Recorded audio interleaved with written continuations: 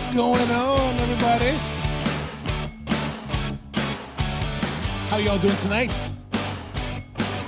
It's Thursday, September 16th, 2021, and we're back again in the beautiful downtown of Cockeysville. Why does my audio sound so muted? Alright, that was good. Alright, so I guess we're good. So how's it going? We're back again in Cockeysville. It is another Thursday night. Thank you very much for spending the time to come down and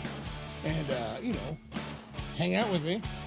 We're going to be doing coffee and cigars as always, and yeah, it's kind of funny because like I was sitting around today thinking, oh, we got to do the live stream, and so last week, as you probably know, we were in New Jersey, up in Ridgewood, New Jersey, with Gary and Barbara at their place called the Tobacco Shop, and we were broadcasting from the Davidoff Lounge there. So thinking about it was like, it's already been a week.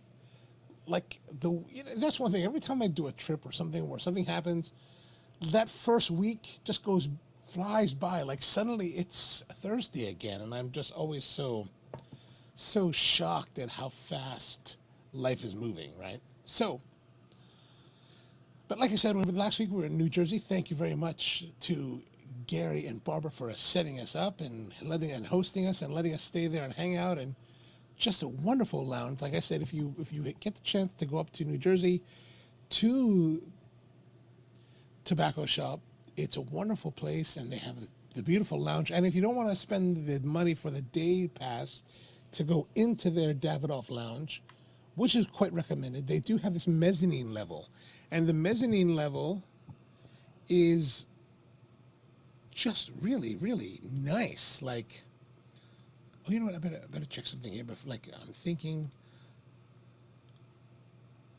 Okay, good. But it's really nice. So I would actually like to. I really wish we had more time there because I wanted to sit down and really just kind of hang out on the mezzanine and have a cigar and just relax and talk to George and whoever happens to come in.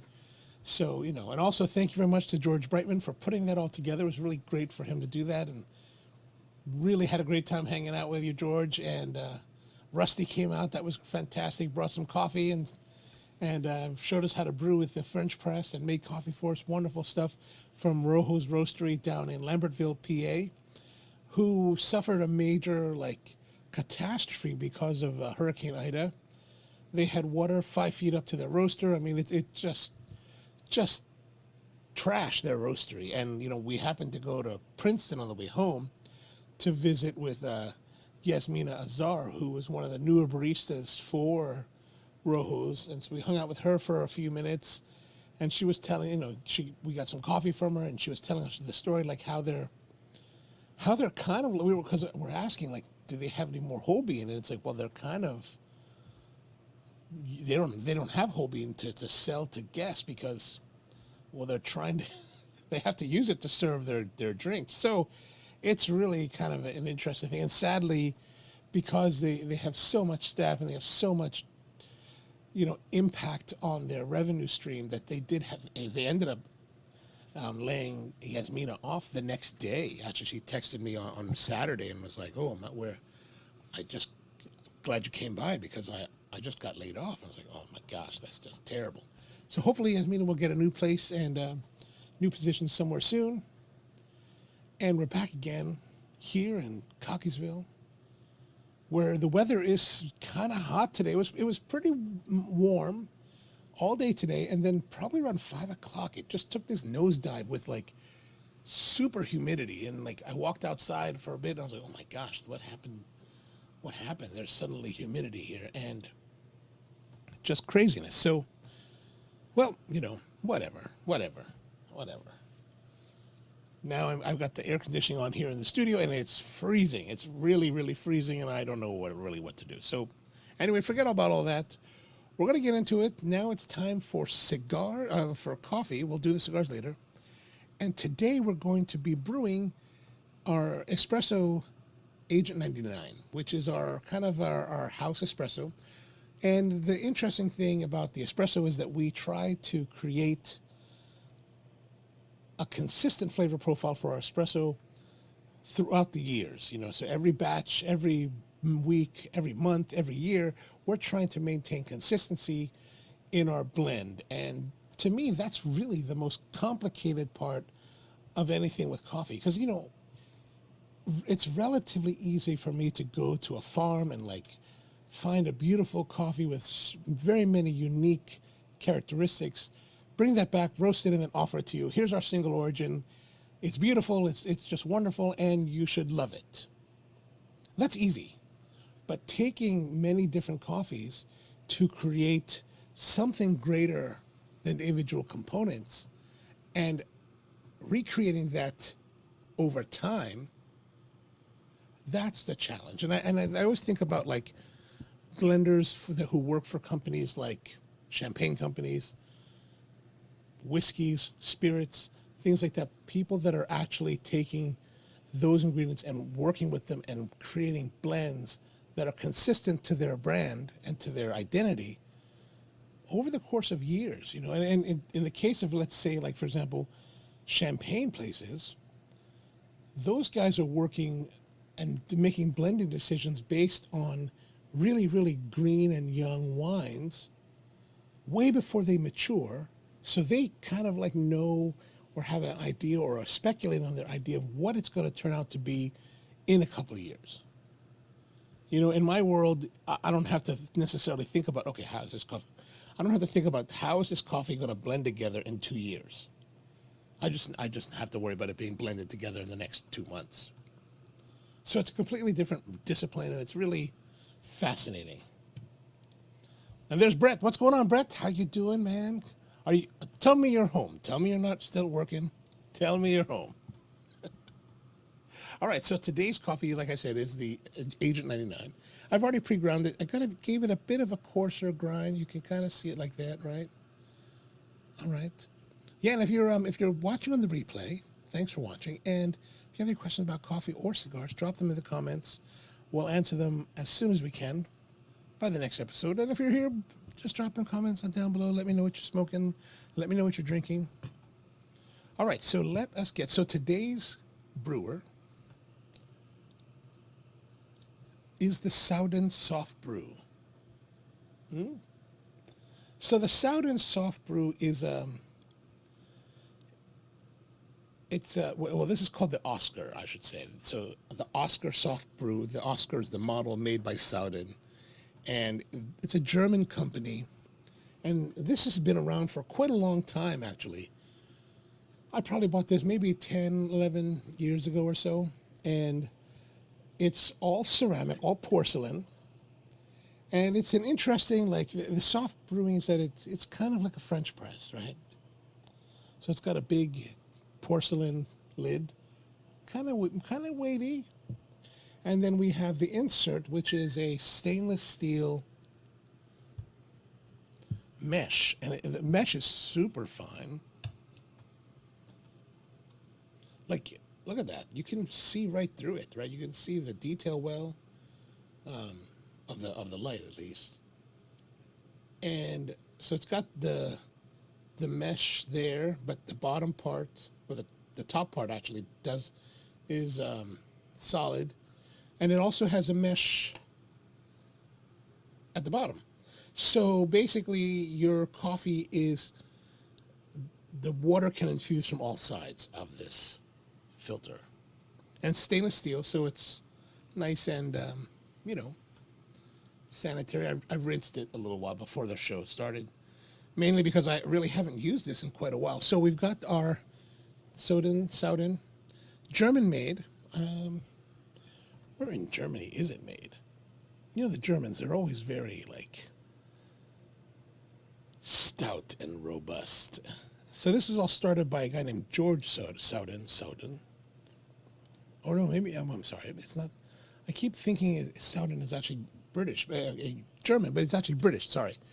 So a guy named George Southern, born in Leeds in the United Kingdom, and then in 1970 he went to Milan to learn about design and open his own production studio. And then in 2010, he that's when he started selling. So I bought this right when it first came out, because I bought it right around 2010.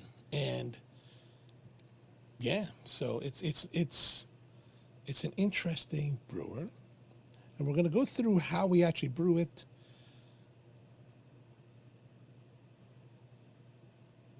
And so one thing about the Southern Soft Brew, you can actually use this both with tea and coffee. Today we're going to use it with coffee because we're a coffee show, and we're all about coffee. Despite the fact that I actually drink tea quite a lot. Actually, I have my sun-brewed iced tea. Pretty much every day I make tea, probably in the cheapest way possible.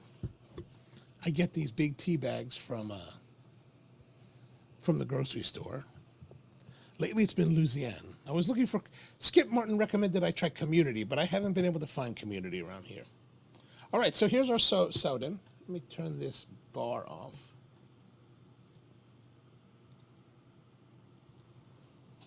Wow, we should. Oops. Too much. I should probably put wheels on this. Thing. All right, there we go. Now you can see the brewer in its glory. So this one,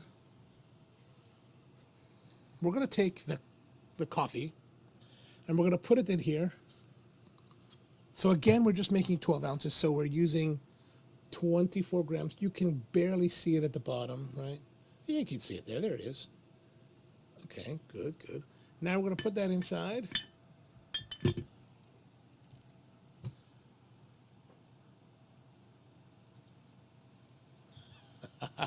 Actually, I still have my iPhone from 2007, my very first one, the original iPhone.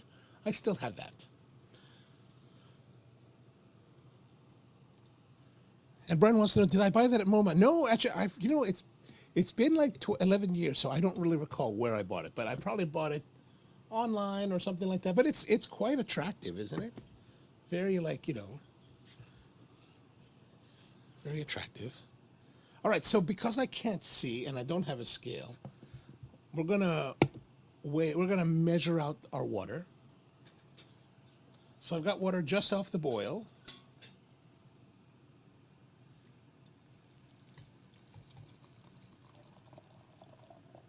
So that's going to be right around 350 milliliters of water. And then we're going to get our timer and set it for 4 minutes.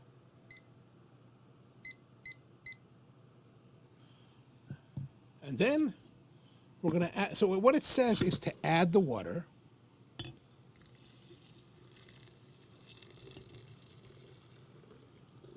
So we're adding the water. We're starting the timer. And we're going to wait. We're going to wait about 30 seconds and let the blooming occur.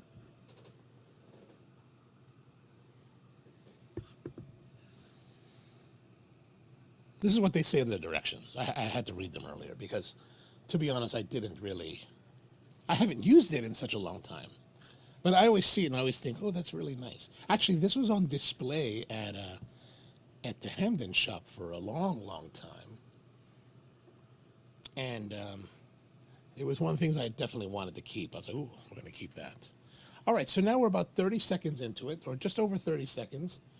And and the thing we have to do is stir. And we want to stir, because unlike a French press where you're going to push it down, there's nothing to push down. It's just going to float. So now we're going to stir and break up all of the grinds that are floating, the cap that's floating. I really need to get a overhead camera so you can see something like this.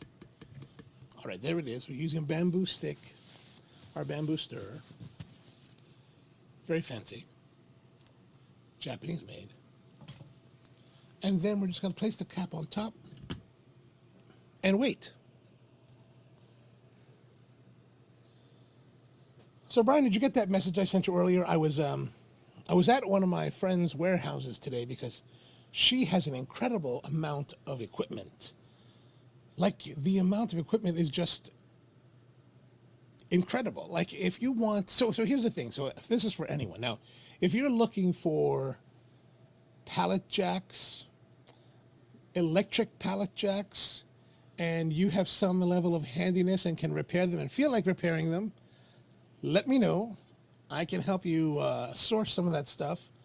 What else do they have? I saw all kinds of stuff. So what I was there for is I was looking for a stainless steel table for the roastery here.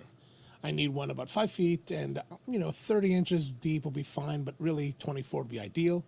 And I called up my friend and I said, hey, Kathy, do you got any tables in that warehouse? She's like, yeah, just come and have a look. And I mean, it's massive. It's like 10,000 plus square feet of just gear. And a lot of it just used and old and just like crazy. Like if you need restaurant racking, let me know. There's plenty to be had. And she's willing to make great deals on the product because she wants to move it all. So let me know if you're interested.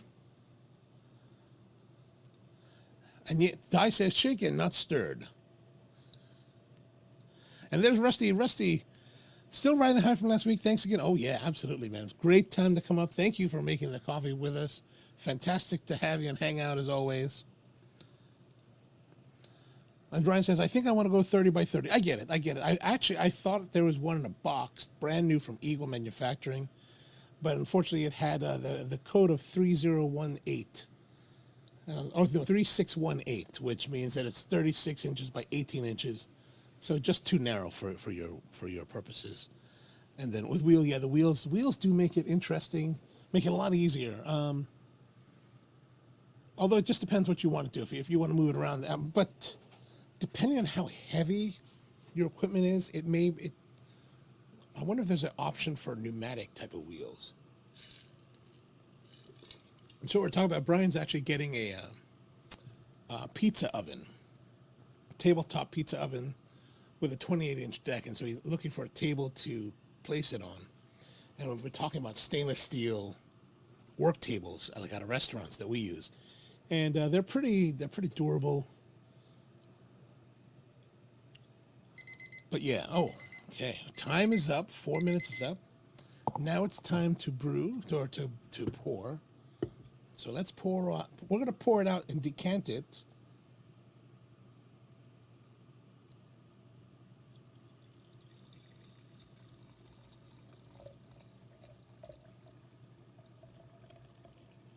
Oh. So I'm saying because there's a little bit of like sediment that's coming out. So like in a French press, all those sediments are still floating around in there and they can come out. So we want to mitigate those sediments. And let's have a look. Let's see. Yeah, you can see. So if you notice, like with other brews that we do, and we have the light up to it, you can see that it's you normally can see somewhat translucent. Now it's the opacity is very high, or very thick. Like we really can't see through it. Interesting. So that really shows us that there's a lot of like sediments that are inside the coffee that are removed when you're using filter brew. All right, let's pour it out. A little sample here.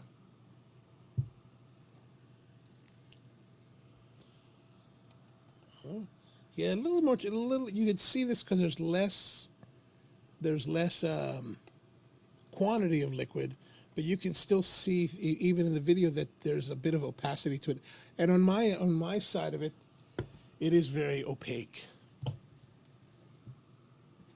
Again, from that sediment.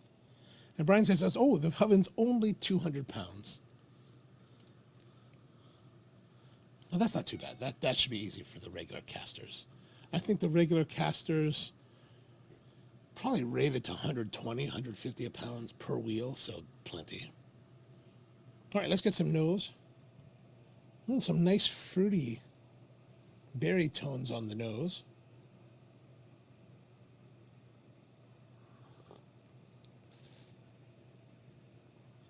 You can definitely feel a little bit of heaviness because of that sediment, but the fruit is definitely coming through. The cacao in the flavors is a little bit drier, like a dry cacao.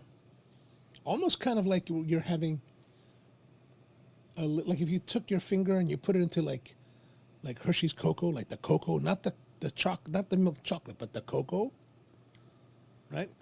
That kind of dryness on the palate.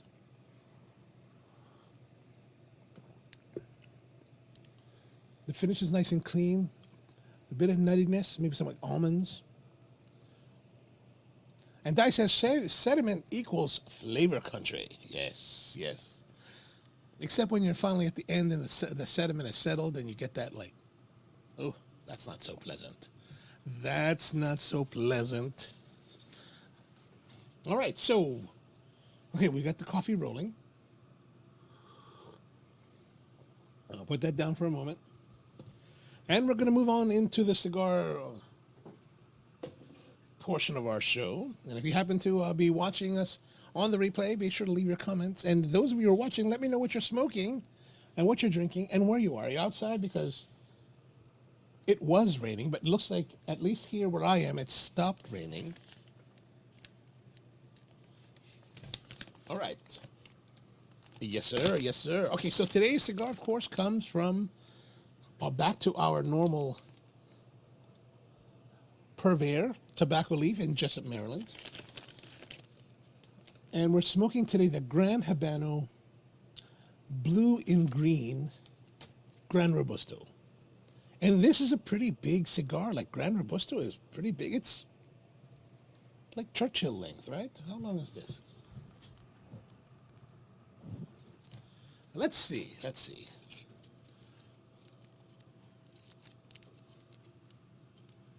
What is that? Ooh. 6 inches. 6 inches. I was going to say it's like Churchill size, but Churchills are 7. So 6 by 52, I believe this one is. Let me look at my notes. The Gran Habano is a 6 by 54. So it's really technically a Toro in shape rather than, just a Robusto. Actually, the interesting thing about this is that George Rico, the owner of Gran Habano, came out with this, relatively attractive packaging. And we'll take a look at what Cigar Dojo's picture has. So as you can see, it's in this white wooden box painted with tobacco leaves and this blue and green logo. It's kind of got that Johnny Blue or Chivas Regal kind of feel to the lettering and the style. Yeah, what do you think? What do you think? Attractive? Would you want to buy it more? MSRP is about $9, $9.50. I think this is probably at Rahul's was 11 maybe. I'm just guessing off the top of my head if that's really the case. So this is one of the newer lines, blue and green. Actually, it's so new. It's so new that if we go to the Gran Habano website, as you can see here, they have Barracuda, Corojo number 5, Gar, GR Specials, Gran Habano, Gran Reserva, La Conquista, Persian King, and Zulu Zulu. And a lot of these are really nice cigars too, and I gotta say, George makes some really tasty smokes, but you don't see the blue and green. So I was trying to find some more information about them, but I couldn't find anything on the website. That's all right. I can't complain.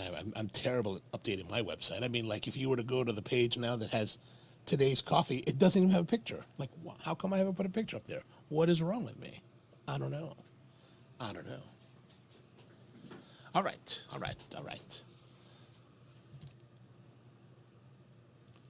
So why is it called blue and green?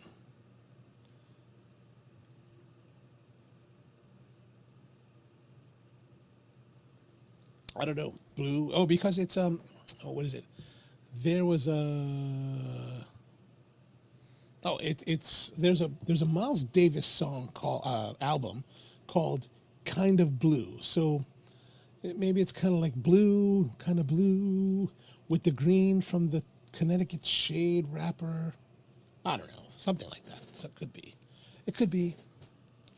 All right, so we've got it's you know, attractive gold trim and all that. Oops. So let's get it out of the wrapper.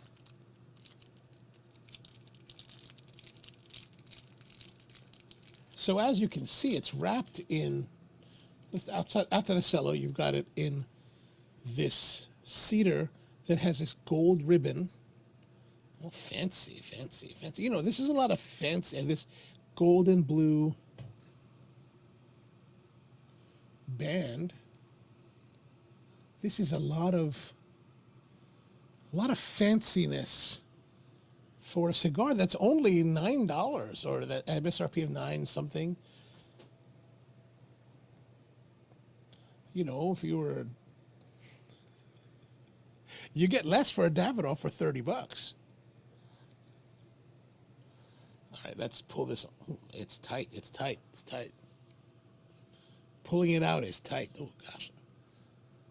Actually, it's so tight on here that I'm kind of worried that could it tear the wrapper. Oh, that was tight. I'm used to that. Yeah. I am. Dice says Miles Davis, a touch of blue. Okay, not kind of blue. All right, so let's have a look at it. The wrapper feels on the drier side, right? It feels dry, but not like dry and like brittle, but just kind of dry. It doesn't have that kind of that like oily kind of sheeny that we see in other cigars, but it's a very pleasant. Some spiciness to it. Maybe like cloves.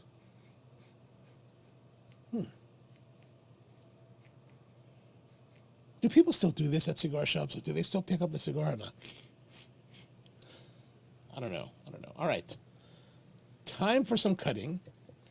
We're going to be doing the Xikar MTX tool. Scissors. Oh, they're getting a little bit sticky.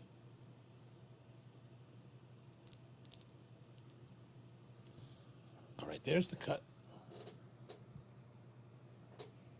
Is my Xikar getting... Oh, come on now.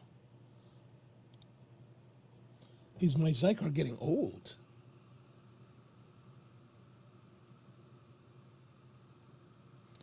Oh, there we go. Looks like it's getting a little bit tighter. But you can look at the color there. You can see some interesting color variations here. And then the center is kind of darker. Yeah, and that's not just a folded over wrapper. Oh, maybe it is. Never mind. All right, cold draw time.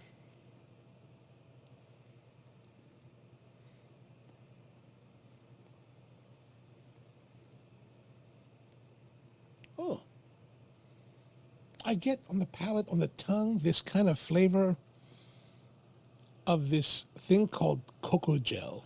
There's something called cocoa gel that we have in, there's a Filipino dessert called halo halo, right?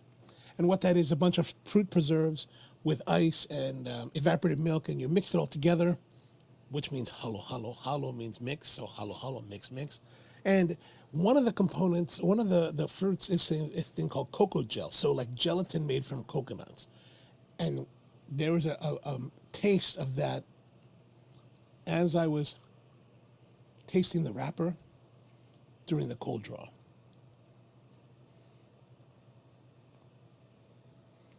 Ooh, it's still there. Oh, fascinating. All right, let's light up now. So the wrapper is a Connecticut shade from the United States, and then the binder and filler are both Nicaraguan, and it's made in Dunley, Honduras, at George Rico's Tabacaleras Unidas.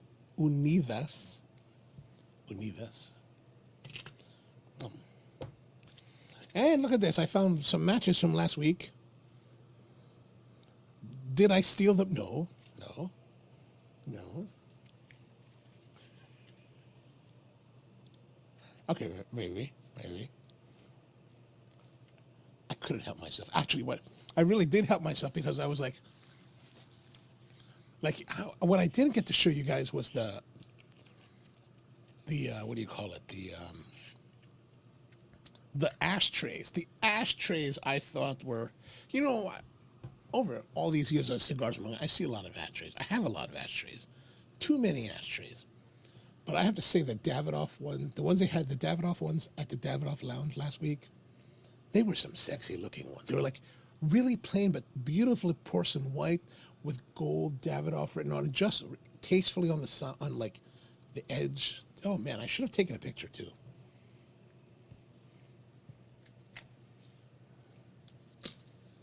All right, so we're going to use the Davidoff matches. And I have a long history of Davidoff matches. I'll tell you that about in a moment. So let's try lighting it.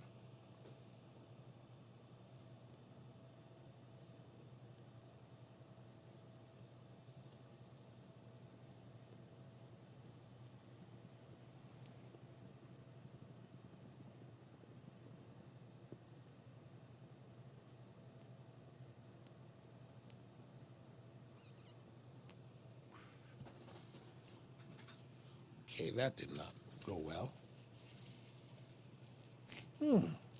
There's a nice spicy aroma to the smoke. Okay, again, another strike. Ooh, easy striking. Look at that. So these are non-phosphorus.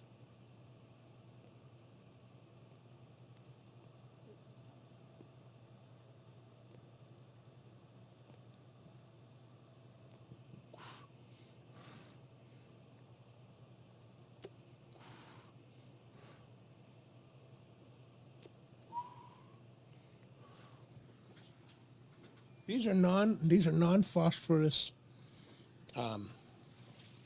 match heads. They made a big deal about them. I don't know really why that makes a difference. Maybe the flavor. Yes, sir. Thank you very much. Thank you very much. What are you guys smoking tonight? Let me know. Let me know. I'm interested to know. There is a spiciness to it, but not the typical spiciness. There's an interesting kind of high spice, like a bright. There's a tingling right here in the back of my throat.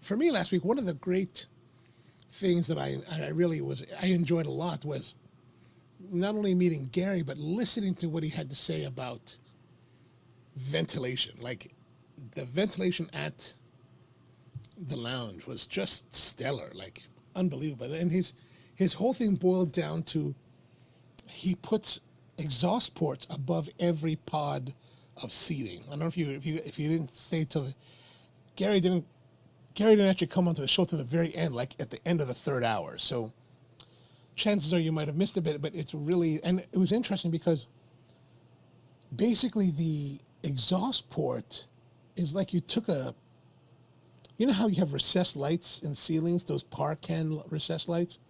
Well, basically that's what they used, and there's ductwork that takes it out. And so you don't, like, I've always thought about, we need like big registers, 2x2 registers with 14-inch, ductwork to pull it all away. He's like, no, 6 inches works. So 6 inches. Well.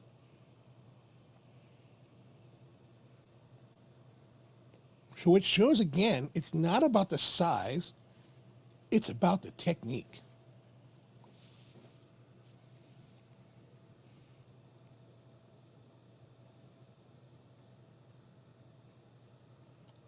And Rushy says, why do I think you just order a bunch of parts? I'm planning. I haven't done that yet.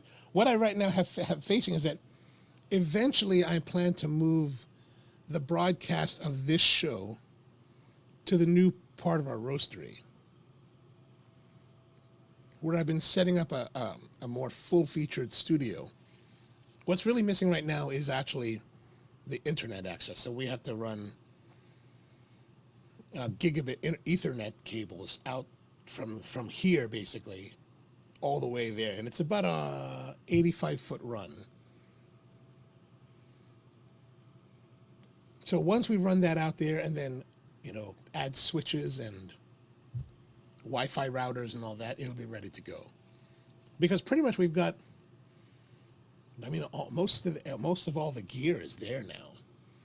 And, I've been working on it, getting it set up, and it's almost ready. But now in that section of the building, the previous tenant was a woodworker who had this exhaust fan installed, and he was this big cigarette smoker, and he had a lot of sawdust.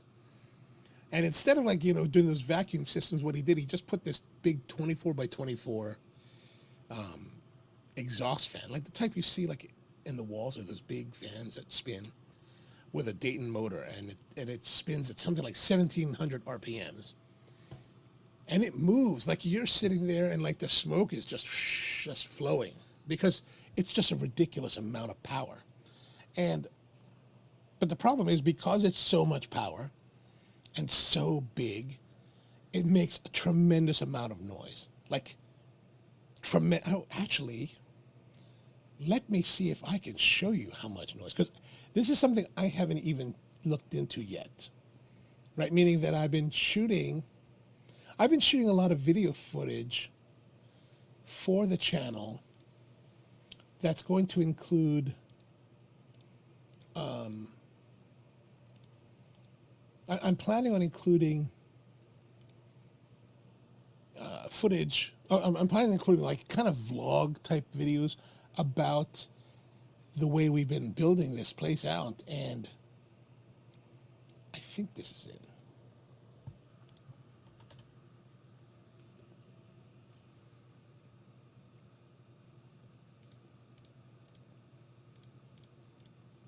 Okay, here it is. All right. So, this is it. Now I have to figure out how to show you guys this again.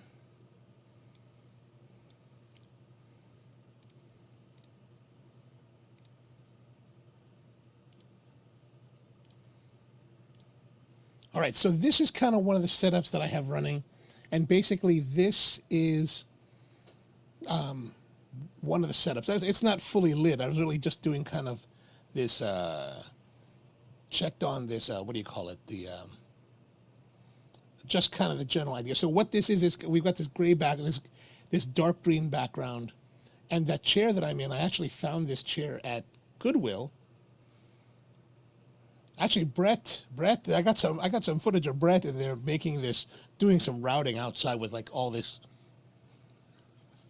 this wood flying everywhere. So it's really, I hope to find a way to put it in there. But anyway, so as you can see, this chair, it's kind of this big wing chair that I found at Goodwill for ended up getting for $15. And big guys like me have a hard time finding like wing chairs that are comfortable enough. And this one is very comfortable. So I got it originally thinking that I was like, when I saw it at the Goodwill on a Friday, I didn't really recall what it looked like. I just remember it was like light, and I thought it was white with some weird patterns on it. I didn't realize it was this blue with that kind of like stitching, those little emblems, which I don't think looks too bad. But my thought was that it looked worse, and so I looked up some videos, and I was planning to make it like a leather look. And so now we're actually getting to the point of, okay, now we're gonna turn the fan on, I think. But anyway, so this is the setup here. I'm thinking is just kind of like maybe we can do some of our smoking, some of our this show maybe in a setting like this. Now it does need more lighting. It does need more background work. So that's going to be part of it. And Rusty says, I need a fireplace background. Time to replicate FDR's fireside chats of.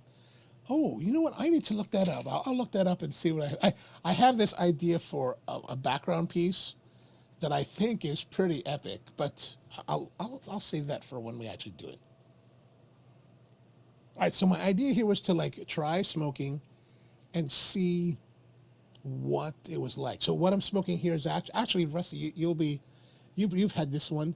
This is the #4 exclusive from the Privada Cigar Club Farm Grow collection. This is the #4 cigar, and I thought this one was just like, man, it was a lot of power, a lot of force, a lot of just a brute of a cigar.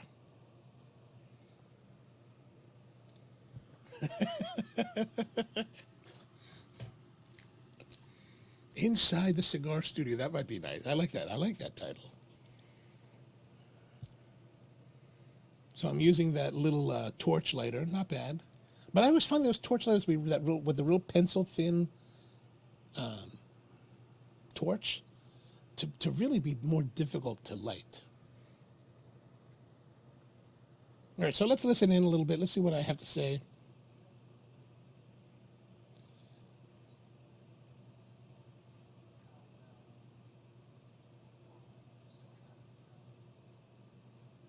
Now, one thing to think about when you hear that it does sound tinny, and what I'm using is I'm using the Canon M50, which is a different camera, my other camera, not the one that I use for the live streams for mostly. And this one is running with a 50 millimeter lens, which the equivalent focal length on an APS-C sensor is actually more like 85 millimeters. So the camera physically is maybe almost 10 feet away, 8 to 10 feet away. And I'm using the I'm using an external but onboard shotgun microphone, the VXR10, which is a great near, like 3 feet or so. Now we're at 8 to 10 feet. So you really hear a lot more of the room.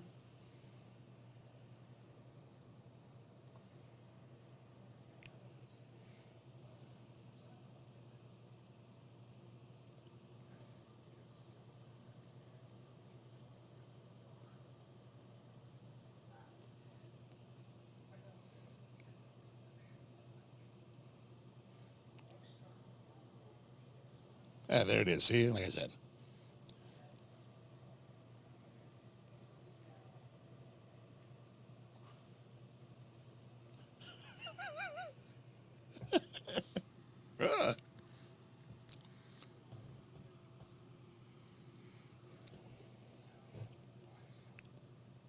And that's something I think about, like, in the world of, like, YouTubers and studio people, they're always trying to find a way to deaden the room. And I happened to be watching this video about a recording studio called Welcome to 1979 down in Memphis, Tennessee. And this recording studio had all these different rooms that they would record in and, like, use. And they were all hard surfaces. Every room had hard surfaces. And the owner was like, yeah, we love the live aspect of the room. This room sounds live, that room sounds live.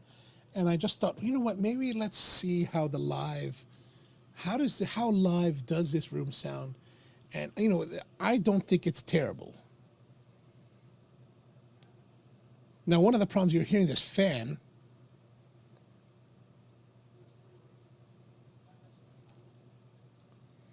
And that kind of like background noise you're hearing, I believe is one of the lights that we're using. So I have this 100-watt studio light that actually has a fan built in, and I think that's what we're hearing, because there's no refrigeration or anything in that room that's generating that noise.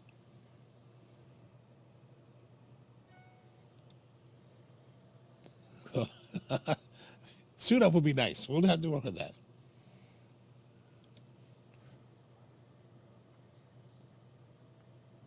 Oh, you guys can't hear the video? Okay. Hang on one moment. I thought I reset that last week.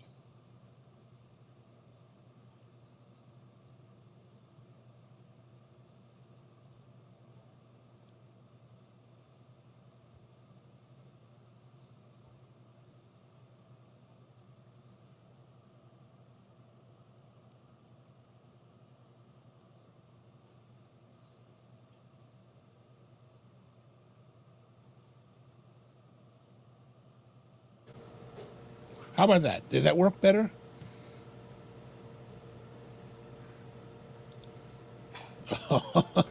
Velvet. I like that. I like that. That we're working on. That we're speaking of which, if you want to see kind of this one guy, I think he's still live streaming. I was watching him before I came on tonight. There's a guy. His name is Kirby Allison. Let me see if I can find him. Let's see if he's still live streaming.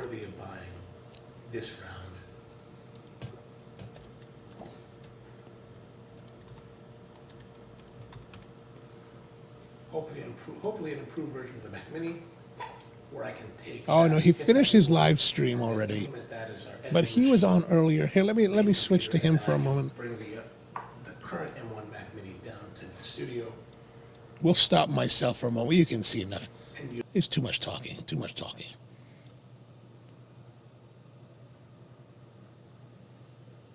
But let me see here. Since you were talking about snifters,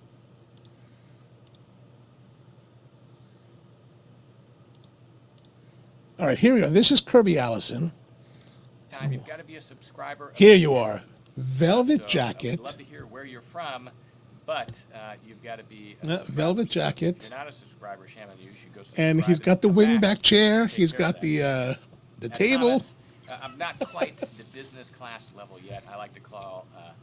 We fly premium economy, which I like to call. If you've seen the show, I have mentioned about Kirby before. I do enjoy his stuff. He's really focused on, clothing and sartorial and shoes and custom this, custom that, gentlemanly kind of stuff. And he's a big fan of like Cuban cigars, and he really loves Edward Sahakian at Davidoff London, and yeah. But if you wanted to see that kind of thing, then I would say, definitely go check him out. And, he's kind of he's a fun guy to watch, I think. Oh, back to the video. Let's go back to the video. Because I wanted you guys to hear, now that the sound is working, because Brett says sound is on. Great. Oops.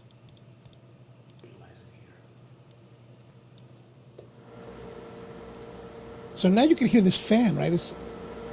And how lively is the room? Like, is there too much echo from the voice? I'm getting a lot of lingering. I kind of want to move into. Ah, thank you, Mark. I appreciate that.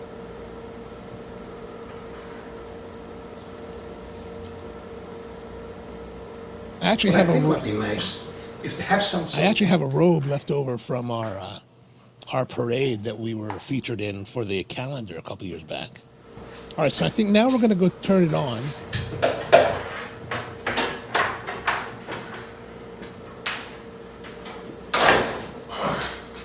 So what I'm going to do is I'm going to take this neon. Oh no, I'm just trying to find more. Drop it down. I'm trying to find more lighting solutions. Let's fast forward a bit.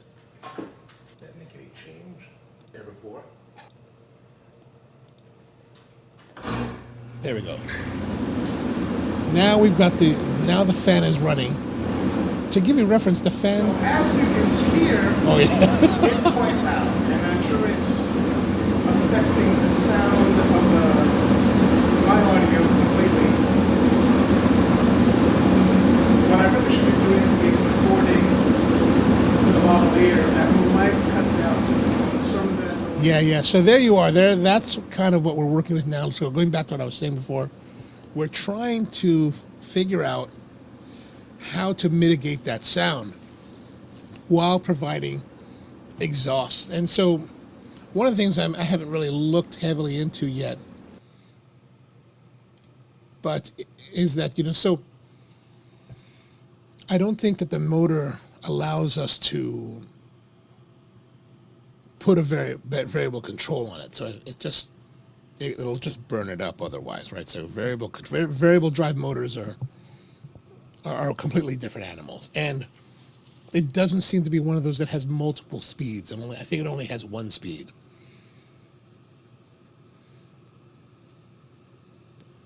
So the fan actually has louvers, and so I don't know what how much force is required to push the louvers open.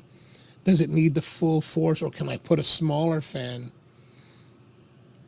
modified so there's a smaller fan that will, provide us some level of exhaust while also keeping the noise floor down. So that's what we have to kind of work on. Brett says a bigger pulley would slow it down. Oh,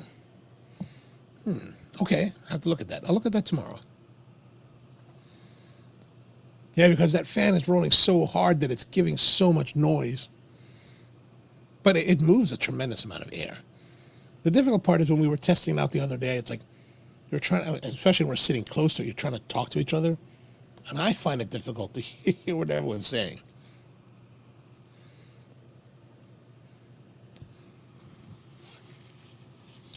All right, so how is our cigar doing? The cigar is doing nicely. Very pleasant. Not terribly not terribly crazy, but just smooth, enjoyable. It's not like some Connecticut's that are a little bit on the muted side that doesn't have anything of interest. Like I'm smoking it, and I don't necessarily have really many descriptors, maybe a little bit of cacao or something, but I'm enjoying it. I find it to be very pleasant to smoke.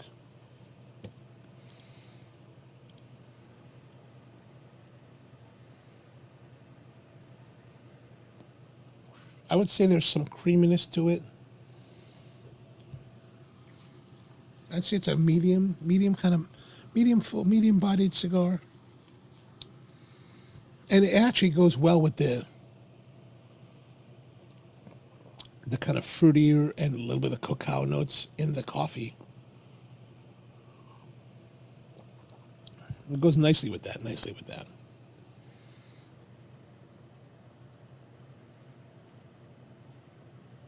Something I was thinking about the other day is like, when I'm smoking a cigar, I think that I tend, for every puff, for every journey to the flavor town, I think I take 3 puffs, right? So I'll like now.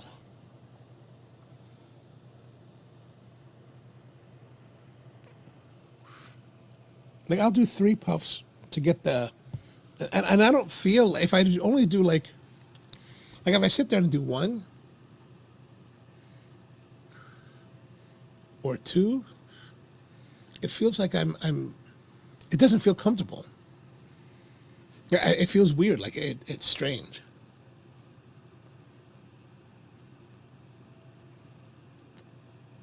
So I'm curious to know, for all of you, how many puffs do you actually take per taste of your cigar? 1, 2, 3, more? So how's it burning? It's burning. There we are. Burning nicely, kind of grayish ash, a little bit slight droop there.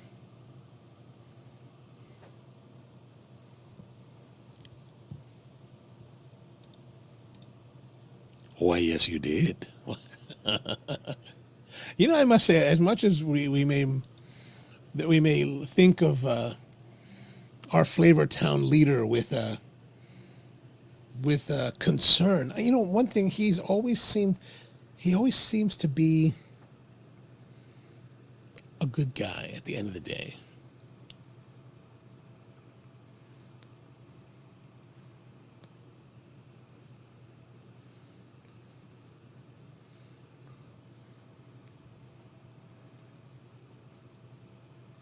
So what'd you guys do this week? Anything interesting? It's getting longer. I always feel like I get nervous. So I'm just going to tap it out so that it just falls. There we are. Right, that's a little bit nicer. It's a little more manageable. Yeah, so anything interesting happening? How's school been? Or work? Mark was kind enough to come by today and drop off some of the specialized water treatment, so I'm looking forward to trying that. Thank you, Mark.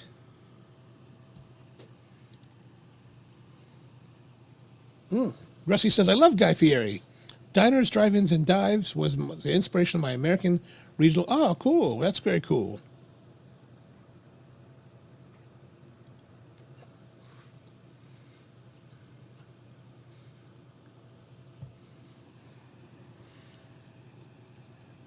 He's been to a couple places here in Baltimore.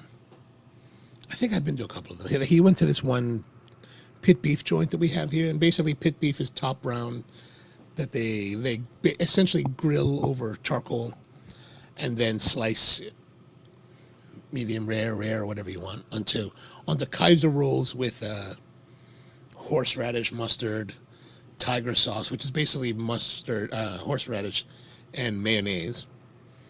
And it's a Baltimore thing, and he went to a place called oh my gosh, now I can't remember the name of the place, but it's in front of the strip club, in front of the Gentleman's Gold Club. Anyway, not bad. Oh yes, it's definitely a wormhole. Yeah, you were saying that there's a lot of you're getting a lot of dryness in the way your coffee's coming through with the water. Brett says sip and bite, not sip and bite. It's although I think he did go to sip and bite, right? I was thinking of the pit beef place, Chaps. That's what it is, Chaps. There. Oh yeah, Chaps. Thank you, Mark.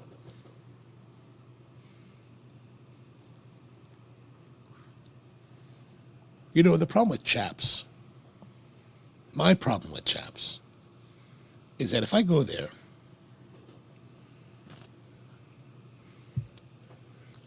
I want to get the gravy fries. That French fries covered with, not gravy fries, but cheese fries. The cheese, that's just bad news. When I was in high school, at the Towson Town Center, or maybe it was just back then because it was called Towson Mall, there used to be a place called Real Fries, and all they did was sell French fries on the upper level. And I used to go there like once a week and have cheese fries. Oh man, maybe I'll go to Chaps tomorrow. No. I was actually out that way today. I had to go to the restaurant store. I was trying to find a part. I wasn't able to find the part, but I did get the table, so that helped. I got the table from my friend's warehouse. So there was some success there. Rusty says, besides Diners, Drive-In, Dives, Kitchen Nightmares, went to Hun. Oh, yes. No, here's the interesting thing about Cafe Hun. It wasn't that bad. And one of the things that I remember when I was watching the actual episode was that the kitchen seemed relatively capable, like more capable than a lot of kitchens that are featured on Nightmares. And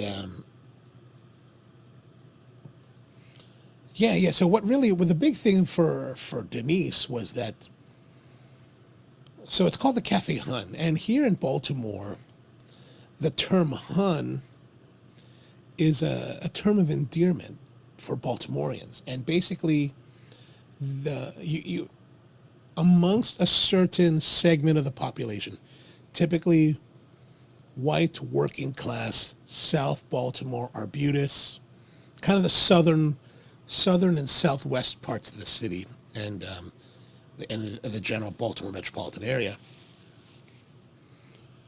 would have, and I guess into the city itself, they would have people that had this very, Appalachian affected accent. And so Han, hey Han, how are you, Han, was a big part of it, actually, to the point where on 295 North, coming from Washington, D.C., there's a sign that, I don't know if it's still there, but the big wood sign in the median where it says, "Welcome to Baltimore." And some Baltimore guy or person would go there and paste a Hun onto this. So it would say, "Welcome to Baltimore, Hun." And the city, or whoever it was that or maybe the Park Service, is always tearing it down, and the guy would always put it back up. So years went by, and this guy was always trying. So Hun is really a very Baltimore term, right? How are you, Hun? right? And my mom even says it, right? And my foster grandmother, she was very much a Baltimore woman in this respect. From Arbutus, from that area, and Patapsco Avenue, which is kind of where I grew up originally, was Patapsco Avenue. And so what Denise did was she was called the place called Cafe Hun, which is not a big deal, not a big problem. However, what she ended up doing was she created an oval sticker or a design, very much like the oval stickers they use on European vehicles to denote the country of origin, right? So she made this oval sticker that said Hun, and she would make merchandise that said Hun on it, right? Which again is not a big deal. However, she went forward and trademarked that Hun, and then she started, well, when you have a trademark like that, you have to enforce it. So people that would make Hun things or anything that said Hun, she would send them, or her lawyers would send them, a cease and desist letter, which got to the radio, got to the media, and everybody hated her because Hun is Baltimore. You can't just take it and make it your own and intend to profit off of it. So people really hated on her and hated on Cafe Hun, and I think it affected the way that their business. And it's an interesting thing because the Hamden neighborhood, which is where our Spro location is really a Renaissance story. Like when I was in elementary school, one of my really close friends, Dwayne, was from Hamden. And Hamden is this neighborhood where it's very white, it's very working class. It's very old school. Like in the 70s and maybe even to the 80s, if you were black and you were in Hamden, they were going to chase you out. They're not going to kill you, but they're going to chase you out. And it was very much like that. And so over the past 20 years now, there's been a renaissance, right? A rejuvenation, gentrification, if you want to call it that, which it is. And, there's still a lot of the old school people there. They've been there for generations, but there's a lot of new, younger, whatever, gentrification. And Denise was one of the early, well, she was probably the first. She was the first business to go in that actually started the Renaissance gentrification of Hamden. And everyone followed. So Golden West followed. Even I used to go to Cafe Hun years ago, 20 years ago or so, just to eat because I thought it was pretty interesting. And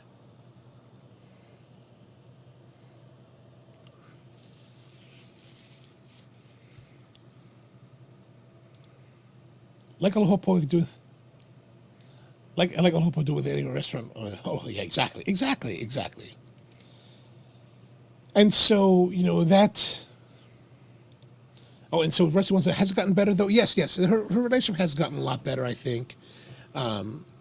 People were mad, and so, it was at times she brought Ramsey in to come in, and Ramsey changed a lot of things. Like as you see in the episode, he changed a lot of the menu, but actually at the long term, the menu didn't stick because when people started coming back, they really liked the older stuff, and I think they're pretty much the old menus still today. Like I used to get, there was a particular salad I used to get there. Now I can't remember. But the food is homey and it's enjoyable. She's been closed most of the pandemic. Like when pandemic came, she shut down Cafe Hun and didn't reopen it for what feels like at least a year. And I don't even know when she opens now. Like sometimes I see posts that they're opening the Hun bar, and they'll do oysters on a Friday night, but I don't really know how regular they're open. But it has her, her relationship with the town. Yeah, the relationship with the town is fine now, I think, because most people, Baltimore's a place where, people get upset with you, but in time, it's all right. As long as you're not still trying to, beat down the people.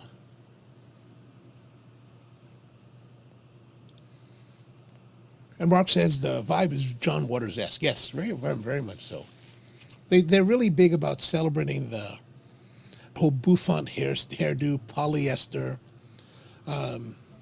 Actually, every year in June, they have a 2-day festival over the weekend called Hun Fest. And so they have, live music, street vendors, food vendors, and then they have the Miss, I think it's called Miss Hun. And basically they have women who compete for the title of the, I guess, Baltimore Hun. I had 11 years I was down there. I don't really recall what they called it anymore. But, they come out with their bouffant hairdos and, funky glasses and polyester clothing. Some people find offense to that, like, oh, they're making fun of the old way. And maybe they are, but I don't think so. I think they're very genuine, the people that participate. And like I said, my foster grandmother was very much a Hun in that respect. Polyester pantsuits and all. Love that woman. And beehive hairdos, exactly. And then Di says, they announced on the show that she would go after people. Yeah, exactly. So anybody that used Hun in a commercial setting, in any form, she would send them a cease and desist. And so that just pissed everybody off.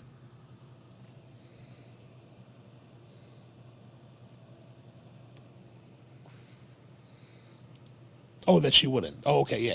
And she shouldn't. It's... But by that point, she had no choice. Like, it's either the city hates you at that point. And like, people really, people here, they get crazy. They hate you. They hate you, especially for something like that. They really hate you.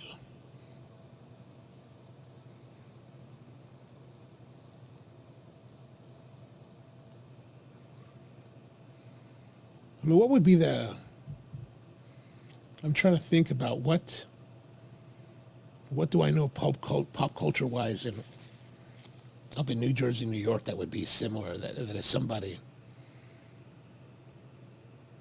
It would be like someone, maybe it would be like, I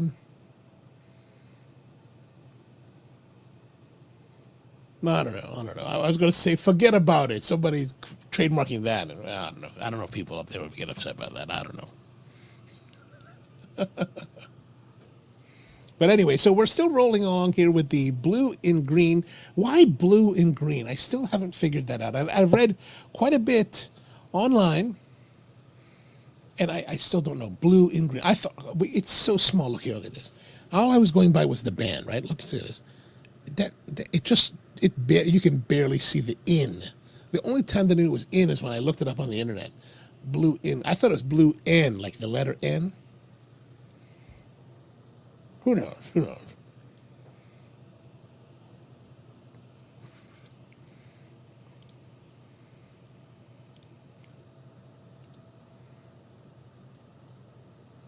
right, let's have a look here.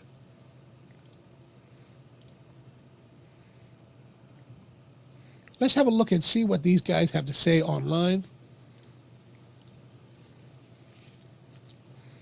So this is the half wheel, of course. And we went through a lot of this. 6x54, 950 MSRP. It's a Toro size. Oh, came out in October 2018. Blah, blah, blah, blah. IPCPR. Now, this is Charlie Minato who wrote this one. And he says, what's he saying? The foot is dominated by oatmeal cookie over a bit of cedar, somewhere on a medium full. Sweet raspberry green tea, floral. Really sharp wasabi pepper. Really, wasabi pepper. And wasabi is not a pepper. It's a root.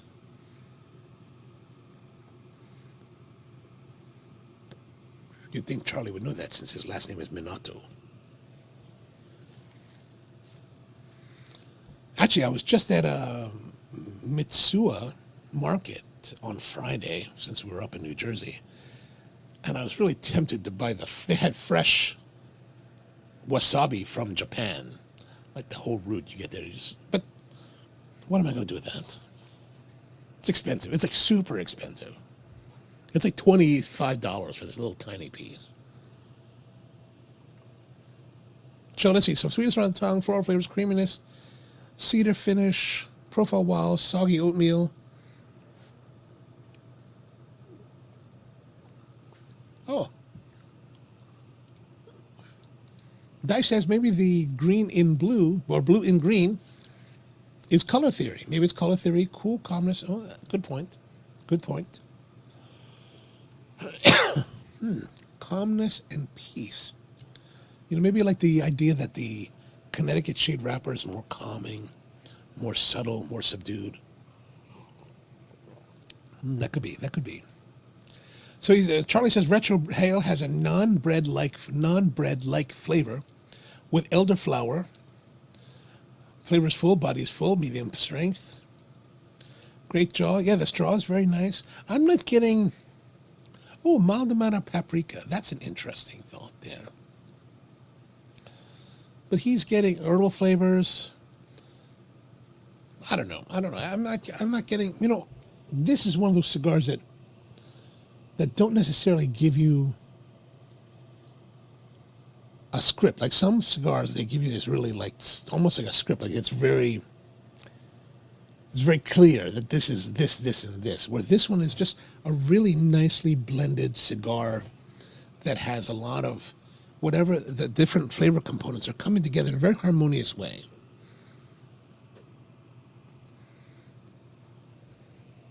In some respects, it reminds me of last week's cigar, the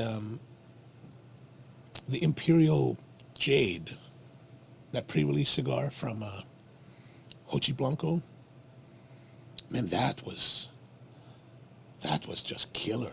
That was killer. Like I was telling, we were talking about it later, and I was when we were smoking that one, and then George was like, well, let's move on to the next one, the Saint-Péray Red.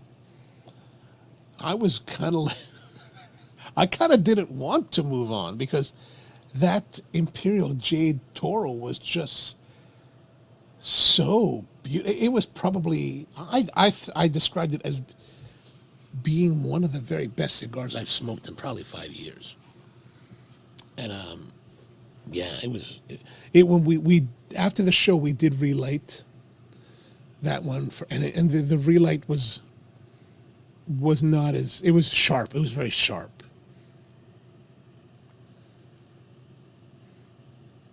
But that initial smoke was just stellar. And actually, there's that kind of balance and refinement is also in this cigar, the green and blue, the blue and the green. It's very refined. It's very smooth. It's very like balanced, and balanced is something that balance is something we, you know, you get a lot of cigars now that are like I was saying in the video, that cigar I was smoking, that number 4 from the Farm Rolled, that's just punching you. That Imperial Jade was just, oh my gosh. Rusty said, "I wish to smoke both those cigars." Yeah. Did you keep them, or did you put them down and then? Because it was good to revisit that Imperial Jade. The last guy, there was probably this much left of mine, right? And I have to say, you know, like, I know you guys enjoyed your Saint-Péray. Unfortunately, my particular cigar had some burn issues. It had some issues. Like, it wasn't the same. Like, I've smoked the Saint-Pérays before, and they're always been not very good. The one that I had was definitely the anomaly. So I did struggle with that last week.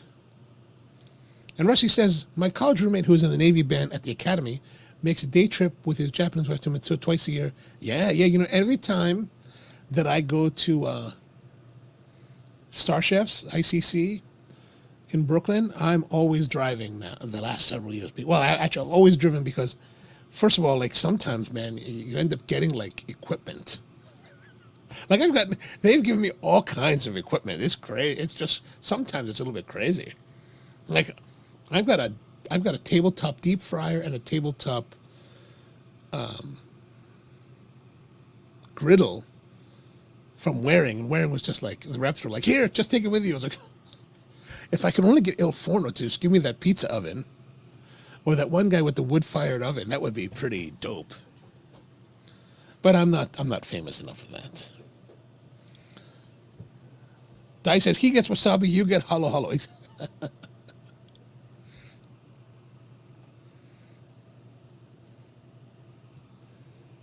Yeah, but this one's got really, really nice character to it. Now, don't get me wrong, it doesn't have the same kind of, the same level of intrigue and balance and like depth of character that the Imperial Jade has. But it's very reminiscent of that. It's very pleasant. What I'm curious to know is like that Imperial Jade, when it finally comes out in the United States, I'm really interested to know how much that's going to cost because, man, that was, I still think that was hella good, hella good.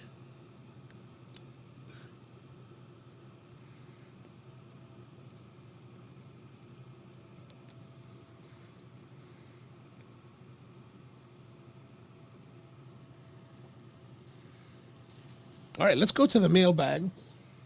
Well, not really the mailbag, but... So if you happen to be watching towards the end of the show and, you know, I was really surprised last week when Rusty busted out this this care package, this gift, wrapped in everything. And we kind of looked at it, but I wanted to really get into it a little bit more this time so that you guys get to see. Oh, see? National Geographic Mega Science Series, Stunning Science, Chemistry Set. You know, I was laughing at this, and I don't know if Rusty said he put this is the only box that he had that would fit the item. But actually, it was I found it funny because it reminded me of this episode from the first season of The Big Bang Theory, and it was their Christmas episode where I forgot exactly what happened, but Penny and Leonard had some kind of thing about science, and for Christmas, Leonard gave Penny this science kit, and it was a joke about that, and I just kind of it made me think of that, and I thought that was kind of fun. Yeah, the Nat Geo.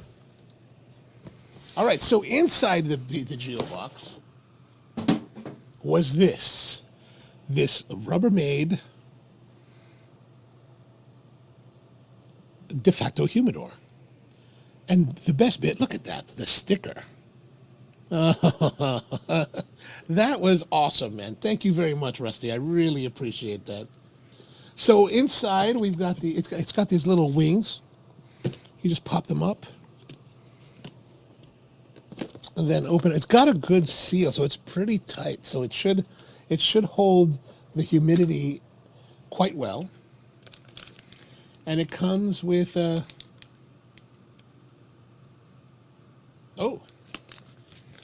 mini digital. It says the labeling says mini digital something.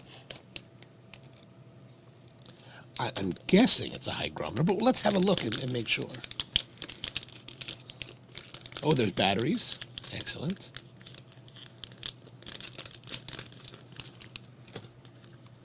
I didn't really get a chance to give it the just, look-see, because we were at the end of the show. Oh, look at that. Here we are.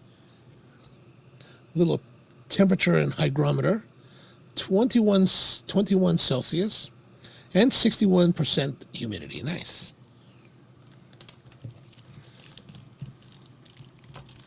There's a couple sheets of cedar block. Oh, it smells nice. Let me take a puff of my blue and green before it goes out.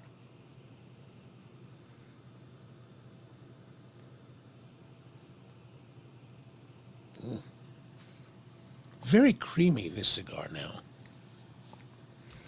It's got a couple of nice 69% Boveda packs. Very nice, very nice. And I've already put a couple of cigars in here. I've got the Sanpere Red, the La Instructora box pressed, and one more of the Imperial Jade Torpedo. Ooh, maybe I'll put that on one of the shows so we get really deep into it. And the pièce de résistance is a pack of these wonderful OnoLive coffee and cigars stickers. That's awesome. This is awesome. Thank you very much, Rusty. So, if any of you guys would like a sticker, let me know. I'll put one in the mail to you. We got quite a few here, so I'm happy to spread the love. Put them on your cars. Put them on, your girls or whatever you want to put them on. All right, that's awesome. That's awesome. I'm going to put all this back away. Now I'm ready for more traveling.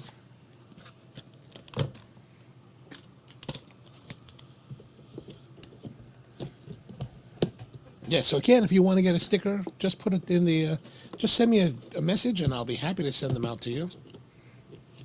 And if you happen to be watching the replay, let me know too. I'll be happy to send you some as well. You can put them on your box like this. Perfect. There's my thumbnail. All right, so how's our coffee doing? Our coffee, the Agent 99, which is a blend of Ugandan and Ethiopian. This particular one is a Ugandan Ethiopian. And actually, part of the reason I'm tasting this is because this week marked our reformulation. I mentioned that at the very beginning of the show that, what we're doing, we're making blends of coffee for espresso, and you have to, well, you don't have to, but the way that we do it is that we have a blend. We have a flavor profile, and the idea for the flavor of our espresso, you have a nice, good body, solid notes of chocolate or cacao, some good berry fruit tones, and then you've got a nutty, clean finish on the espresso. And so that's really what we blend for, and that's really our target. It's really the kind of espresso that I enjoy the most. And when it's, the idea is that it can stand up for itself, by itself, and be very rewarding. But also you can mix it with milk and milk drinks, and it still holds up well. A lot of times when you get a lot of these third wavers now, these newer coffee guys, they love that light and bright, and man, when they mix it with the milk, it just kind of falls apart. Which was really interesting, because on Friday when we were in Princeton visiting Yasmina at Rojo's, here she is. She's all by herself on this 4-group Cinesso, and she was telling me that normally at this on a Friday afternoon it's dead. Well, it was hopping, like she was busy, like there's people coming in, there's a line, and it's just nonstop. And so she's kind of in the weeds. And she pulls me a shot of this experimental espresso, and it's pretty bright. It's pretty kind of under-extracted. There's a lot of sour tones. Like, she had a little bit of trouble with it. And then she was like, oh, don't worry about it. And so later, she said, what would you like to have? I said, well, I didn't really know what to order, to be honest with you. And so I just thought, you know what, let me just order a cappuccino. So I ordered a cappuccino, and she used their Costa Rica single origin as an espresso that she dialed in. And like a lot of times you get these lighter roasted, or these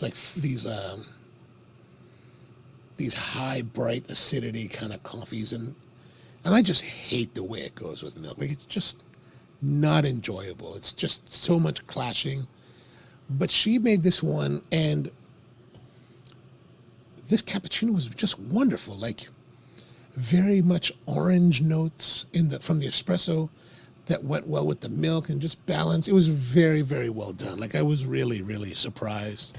It's one of the few times that I've had like these brighter type of coffees and I actually really enjoyed it. So, yeah. I tell you to go see her in Princeton, but she's been laid off, so I don't know where she's going to be yet.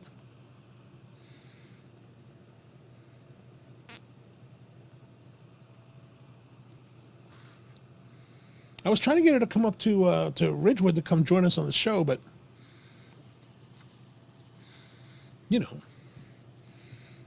girls coming up to hang out with guys, probably not a good thing. So the coffee's feeling that the Southern soft brew gives a nicer I guess even softer kind of, brew. So the creaminess of the cigar is going well with the cacao chocolate. That's kind of coffee. The coffee, now that it's fully cool, is really kind of smooth and just pleasant. It's a pleasant combination between the two.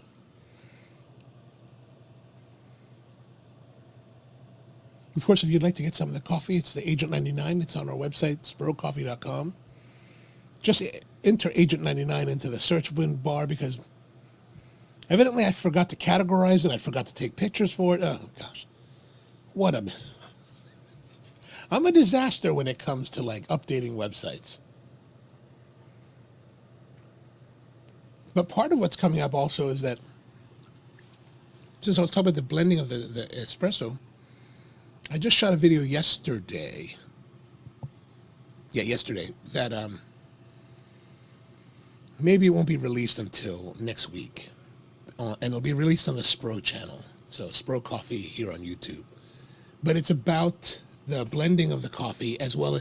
More importantly, it's really about the quality control cupping of the coffee to see how well the new blend, the new components, match to the blend that we're transitioning out of.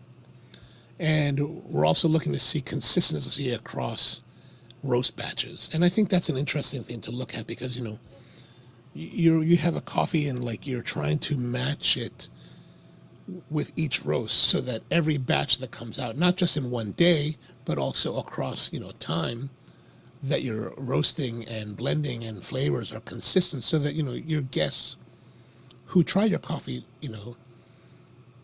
they tend to they come to know what to expect. And so, you don't want to disappoint them with something that's either really, really bad or even really, really good is not really ideal because you want it to be good and you want it to always be the same. At least I think so.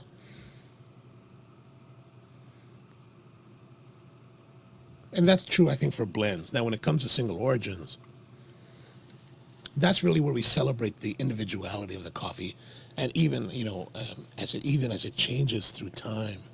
Because some of the coffees we do keep for an extended period of time to see how aging affects it, and to really explore that kind of dimension of coffee that most people in the coffee industry don't.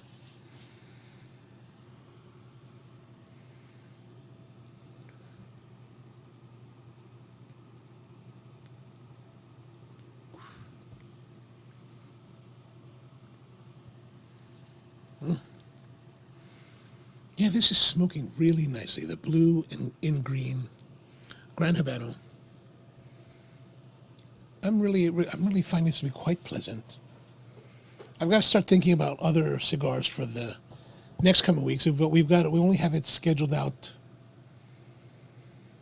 till next week, so I have to start looking this week for additional weeks, moving into October and then into November.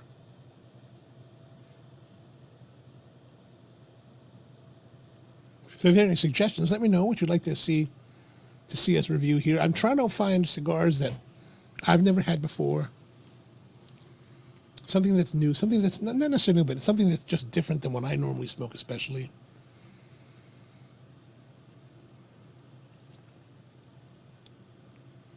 Like, it's interesting because, like, since this show, like, as much as I like George Rico, had it just been me buying cigars by myself, I might never have tried this one. And I think it's really good.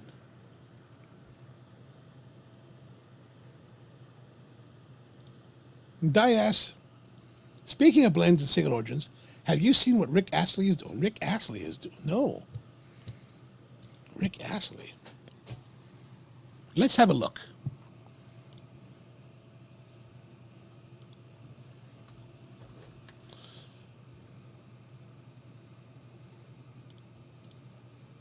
All right, Rick. Ooh.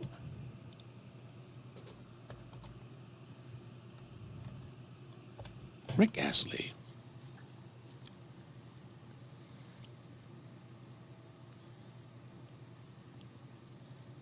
Is this what he's saying? The Blossoms Band? I guess so. Let's see.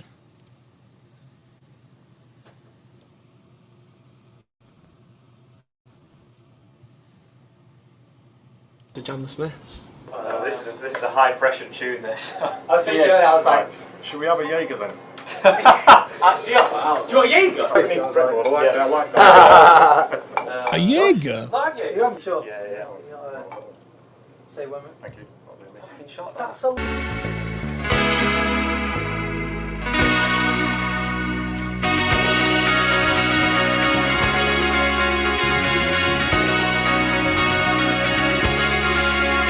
I was happy in a haze of a drunken hour, but heaven knows I'm miserable now. I was looking for a job and then I found a job, and heaven knows I'm miserable. Oh wow. Okay, that's quite cool. That's quite interesting. Oh, nice. So what? It's only tomorrow. Oh, let's see. Ricka Blossoms. Yeah, that he sounded really good in that one clip. That was really nice. That was really nice. Friday, October 8th, Saturday, October 9th. Oh, Albert Hall in Manchester, and then the O2 Forum in London. Oh. Will they come to the United States? Come to the United States! Good Lord. I don't have to. Oh, October 9th.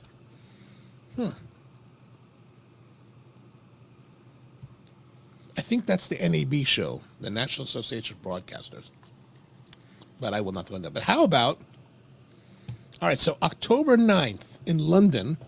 How about tickets?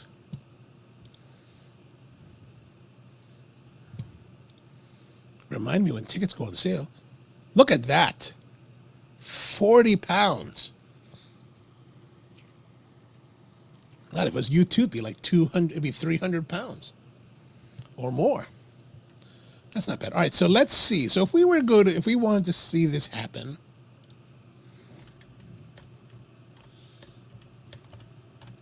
let's see how much we could get there for. Okay, Washington to LHR. Not in November. Okay, let's fly there Friday, November 8th, and fly home on the 10th.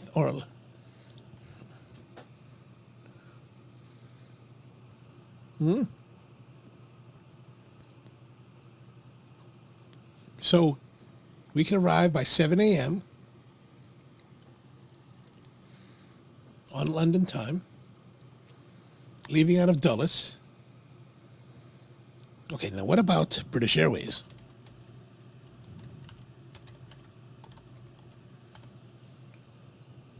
So we take BA. The nice thing about BA is that, at least from here, we can fly straight from BWI to Heathrow.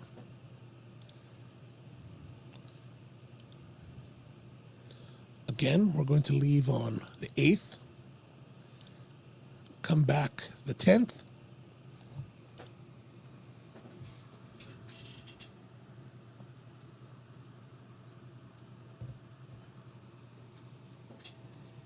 Let's see what BA has to say.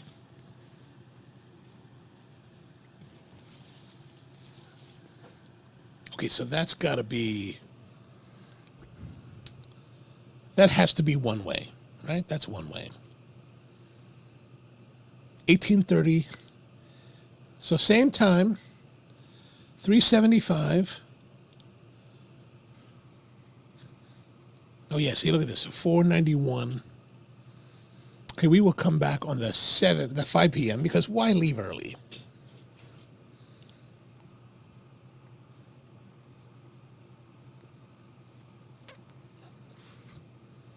Okay, yeah.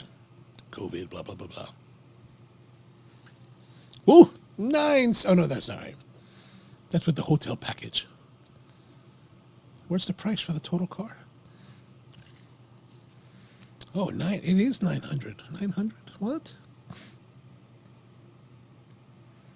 $939. Price breakdown. Wow. Wait a minute. Look at that. That's craziness. $350 for the fare. $589.25 for the fees. Passenger Civil Aviation Security Service fee, $5.60. International transportation tax, $19.10. Another transportation tax, maybe that's for round trip, $19. Animal plant user fee. Wow, animal plant user fee, $3.96. $7. Customs, $5.99. Air passenger duty, the UK, $113. Airport cost recovery, $12.30. Passenger facility charge, $58. Oh, no. Passenger service charge, $58. Passenger facility charge, $4.50. Carrier imposed charge. Look at that. Carrier imposed. What kind of charge are they imposing? Like you've already imposed the fare. That's like almost the same amount for the fare. $3.40. Okay, we will say hell no to British Airways. Let's continue with United. Okay, so we're going on the, well, it's still the same like here, round trip. So if you do the basic economy, which sucks, the round trip, $8.25. United Premium Plus, $6.11. You know what, United Premium Plus? United Premium Plus sucks. I flew on a flight from Belgium to Dulles on, and I got upgraded to Premium Plus. You know, it's got slightly wider seats. It's got more recline. Yes, it has a bigger screen, like for your movies, bigger screen. But you know what? It's like, okay, so here, look at this picture of the United economy, right? You see the armrests? All of them. Like you can actually, of course, between the ones between the seats, you can move up. This one, there's a way to make them, to lift them. Which means that you can get a little bit of man spreading going on, which makes flying for me to be much more comfortable. But in the United Premium Plus, because it's all like hard with the food, the meal trays in the armrests, you can't do any of that. So it's like you're just kind of stuck there in this very narrow position. And granted, it is a wider chair, but man, it's just not, for me, it just wasn't comfortable. I just didn't enjoy it. And you know, there's a strange saltiness that's emerging on my palate now.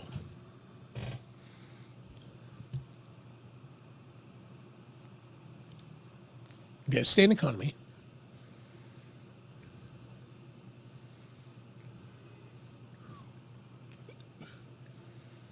Oh man, this is going to be an expensive trip. Okay, coming home, $440. We'll do $440.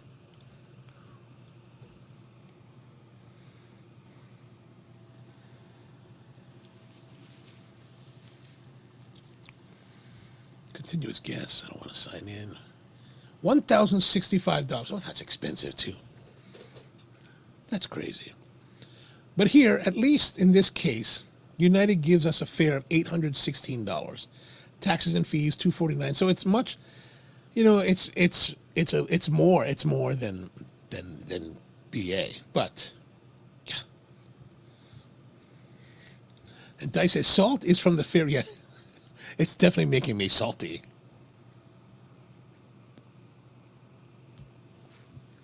Okay, there will be no trips to see this, to see Rick Astley now. I'm very disappointed. But I did think that they sounded really good, like very, very, you know, very much a tribute to the Smiths. And it kind of makes me wonder now, if Rick Astley's singing Smiths, makes me wonder, like, does that mean Chicanos will now love Rick Astley? You know, years ago, I remember, it's been a long time. It's been maybe 10, 12, 15 years. I was in Los Angeles. Oh, no, maybe it's only been 11 years. 10, maybe, I think it was 2010 when this happened. I was in LA, and I happened to pick up, you know, one of their papers there, and like their city paper. What's it? Oh, LA Weekly. I think it was an LA Weekly. They had this big article about how. Oh, this reminds me. This thing here, I love them. I have a scratch that I need to itch. I have an itch that I need to scratch. If you happen to know where to get these now, like I need a couple more. I used to get them at Pier 1 Imports, but I think Pier 1 is now gone. So if you happen to know where to get them, I'd be very appreciative to know.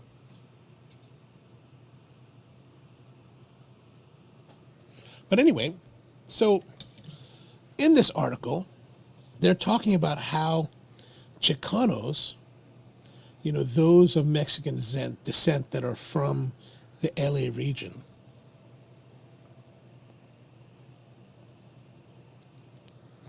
they love Morrissey. Like, Morrissey's music they're all about it. They're like crazy for it. Now, this was 10 years ago, so maybe that's changed, but at the time, this massive article was about that, and I happened to be hanging out in we were in, I forget what part, but we were hanging out at this place the night that I read the article. We ended up at a place called El Cid. And there was a Morrissey cover band.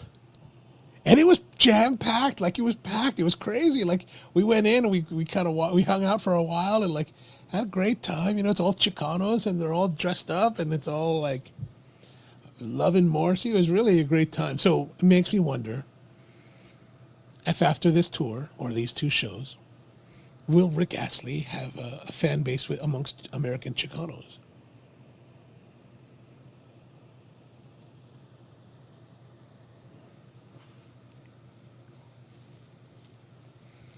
Yeah, that saltiness is just emerging. That's very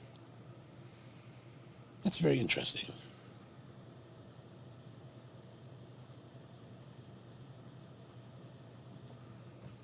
I wonder if anybody else noted a saltiness on their.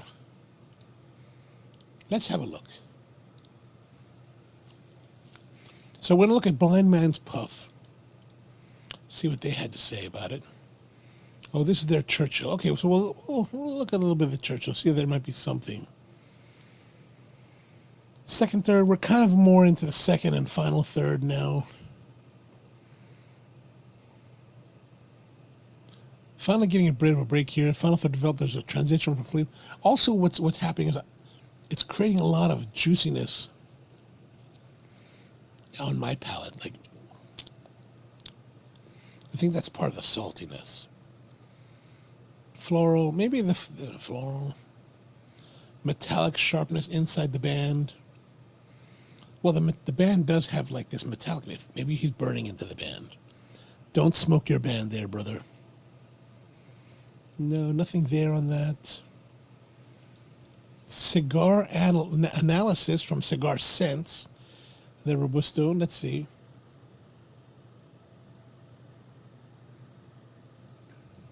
So as you notice here, they're salty. They don't note any saltiness. Here in their second, third pastry, leather spice, toasted, final, and the third, leather wood earth toasted spice. No minerality. Like, I'm getting strong, like, saltiness and minerality at the moment. It's very strange and interesting. How about the Leaf Enthusiast? This is a Leaf Enthusiast. Flavor, pepper built up slowly to the palate, adding to the experience on the nose. Second, third, increased sweetness in the form of molasses, steady citrus, and hay.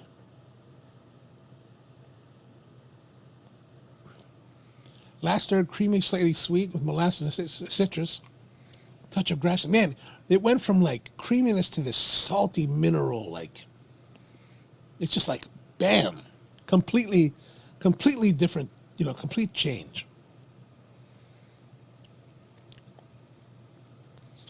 How about these guys? Cigar Dojo. Did they get anything?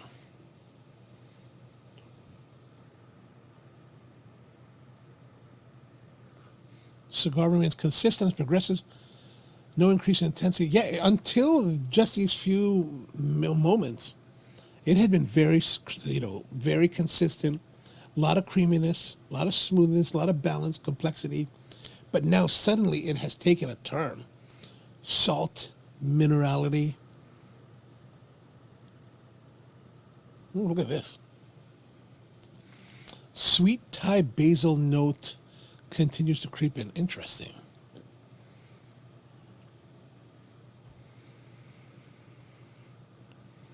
So it says here, look at this. Also notable is the tendency for this cigar to finish a bit hot. If one does not pace themselves, this can become acrid. Now, I'm not getting any kind of heat buildup, and I wouldn't describe this as acridity, but it's definitely a change to salty and minerality.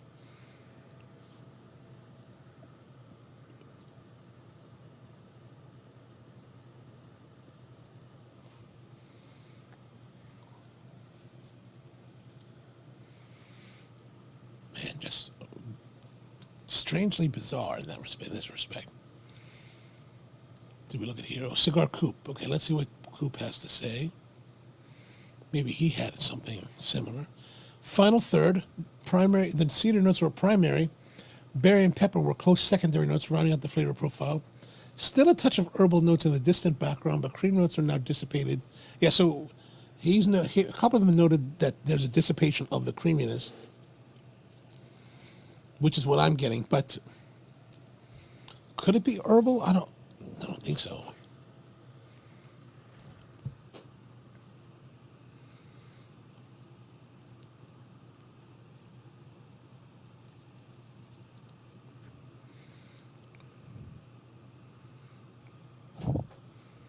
Fascinating. Yeah, I don't know, but definitely, it's this salty and minerality has upped the saliva production in my mouth.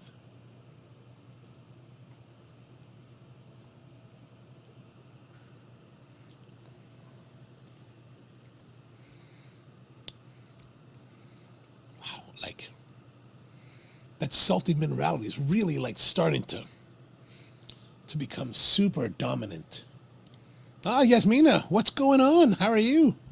I was just telling everybody that that cappuccino you made for me had a beautiful balance of the orange citrus, sweetness, and the milk. Like most of the times when I get milk drinks that are made with like brighter coffees, they tend to be very much out of balance, very kind of clashing, and very much, to my palate, very unpleasant. And I know a lot of people in coffee love that, but I really hate that, to be honest with you. But yours, that one cappuccino made, really had beautiful balance, beautiful like balance of citrus notes, especially that orange. That had beautiful orange peel kind of character with the milkiness, really nicely done, really smooth, good contrast in the latte art. Actually, let me see. For those of you who are watching, okay, excellent. Let me see. I will have to go back now. I've been taking a lot of pictures this week, so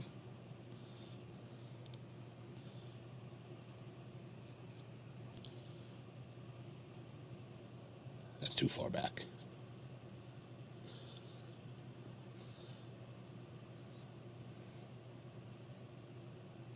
Oh, the hotel. There it is, the hotel. Here we are.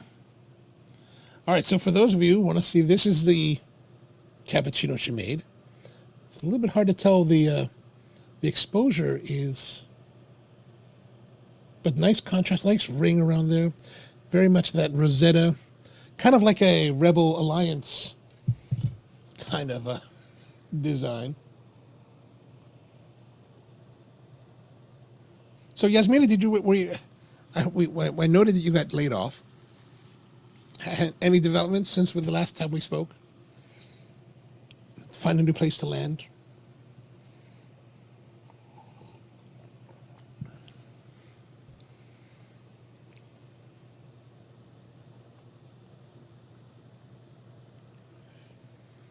I've got paint all over my hands. I was spray painting this base today, black. And Yasmina says it's in progress. Good luck to you. Let me know where you land. And so I've been working on neon signs lately. Like this neon sign behind me. This is actually the one that we had at the window in Hamden. But I acquired 4 different neon signs from bars, and there's 2 Budweisers, a Miller Lite, and then it was 2 Budweisers and 2 Miller Lights. Unfortunately, the one Miller Lite that had the pool had like a cue ball and like, you know, a pool racking. That was totally trash. Like all the tubes were destroyed.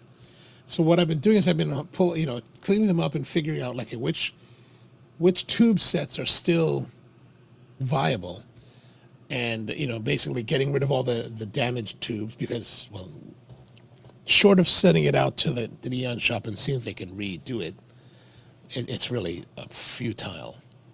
So I've got a bunch of them there are 3 of them. So I kind of harvested one that had just the Budweiser, and yeah, it's been an interesting thing. Like I'm glad I haven't electrocuted myself, because evidently when you're with neon, you're using 120 volt current. Like, so for example, this neon behind me, right?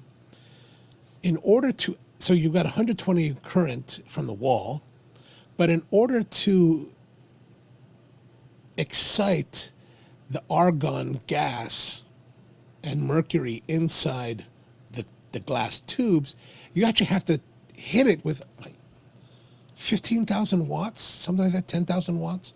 So there's a transformer. It's over here by my head, right? This transformer actually takes that 120 volt and 1,800 watts and then ramps it up to 10,000, 15,000 watts to power those. So like when I was reading about it, I was like, oh my God, man, like, does these transformers have capacitors inside them? So if I grab one, because basically in these, you can see right here where my thumb is, you see this black thing behind the F?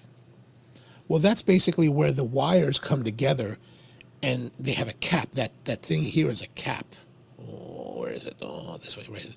There's a cap that so you have the 2 wires and the 2 conductors, and you strip off the sheathing, and basically the sheathing's pretty thick around these wires, so because it is carrying a lot of current. And then you just basically twist them together, put this rubber boot on top of it, and that's it. And I was kind of wondering, like, do these transformers have capacitors? Because if they have capacitors built in, well, shit, I could... that kind of wattage could kill you, so... But luckily I'm here again on a Thursday night to drink coffee and smoke cigars with you, so that did not happen. It turns out the transformers do not have capacitors. So, if you ever come to visit, you'll get to see some of these neon signs. And one of them is actually going on I'm reconfiguring and remounting it. So the base that I was working on today that I was painting is the base to this other neon sign that I'm going to use as a set piece in the new section.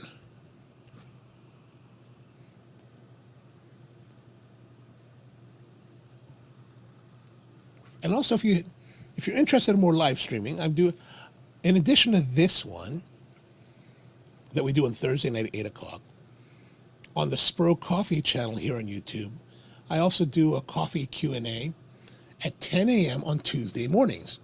And this past week, we did a whole roundup of kettles, different features to look for in kettles, how the different kettles pour. And then this coming week, next week, we're going to be doing a tasting of CBD coffee. So one of my regulars in Hamden is really into the CBD coffee thing. And so he roasted his own coffee and he infused it with CBD. I don't really know how he did it. And he was like, hey man, can you evaluate it for me? And I was like, oh, okay, sure. I said, but of course he comes to me the last week of our operations in Hamden. And I'm like, I don't really have, I told him straight up, I said, I don't have the time to do it now or even in any time soon, but I will. And, I keep it frozen. And so I was thinking about the other day, I was like, man, this is something that we could use for the live stream. And so I told him, hey, let's do this on the live stream. So Joey's going to come on to the live stream on Tuesday morning at 10 a.m. He's going to join us, talk about what he does and why he's into it. I mean, I don't really know myself too much about CBD, but I think it could be fascinating to discover.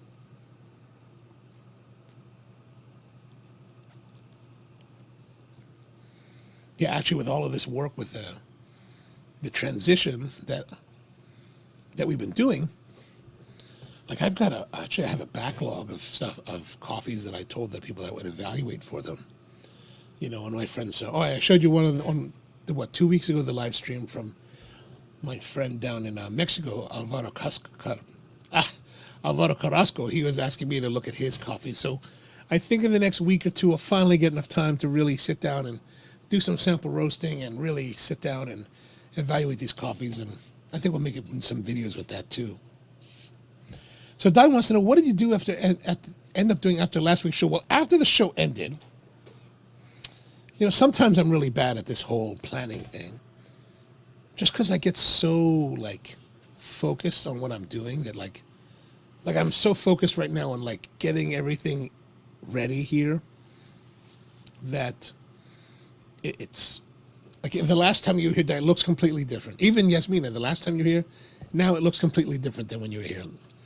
So things have been changing, and so we left on our trip a week ago, and I really hadn't booked a hotel. I didn't know where I was going to stay for sure. So once the show ended, I had to find a hotel and book it. So I booked a hotel. We ended up staying at the Embassy Suites in Paramus, and that was a nice place. The guys were really friendly. We got there probably around 1:30 in the morning, and they gave me a handicap suite, so there's always a little more space, bigger shower, something like that. So we ended up there. We just had some sandwiches from before, so we ate those, just kind of hung out, and then the next morning we had breakfast. Well, after the show, we did after wrapping everything up, we were watching the rest of the first football game of the year. Was it the Giants and the Cowboys? Is that right? Someone in the Cowboys. Cowboys lost, so everyone's happy with that.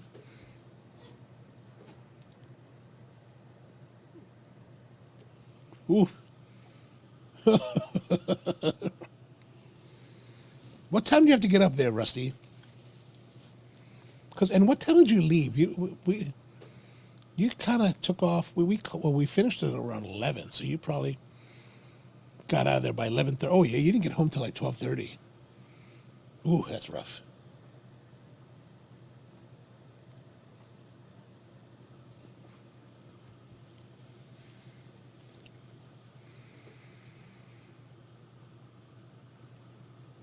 It actually reminds me, when we got to Princeton, we went to George wanted to stop by a place called A Taste of Cuba, which is a cigar shop there.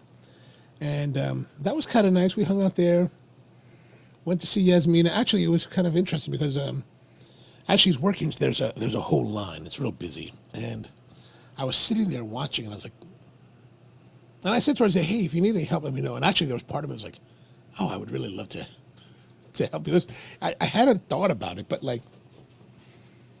that was last week. So I hadn't made coffee drinks for guests in well over a month by that point. And I for the moment that I was sitting there, I was like, oh, I feel nostalgic for that. I really would, that's kind of what I miss the most, is the interaction with guests who come in, hanging out with them, talking.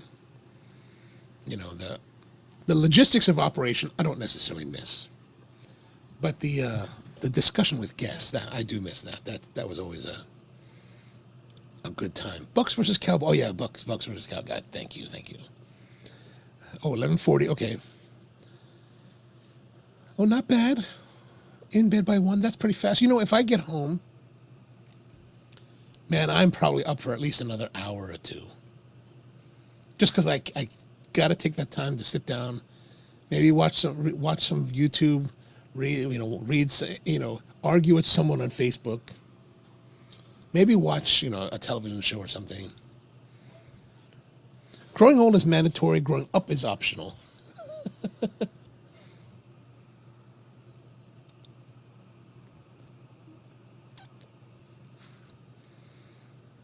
Yeah, that would be nice.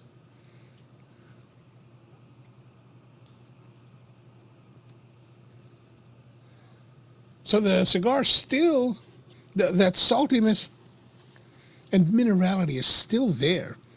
However, it's not as pronounced as it was earlier on. That is subdued slightly. So I'm not getting that saliva generation that I was a little while ago. Like, for a moment there, it was like crazy.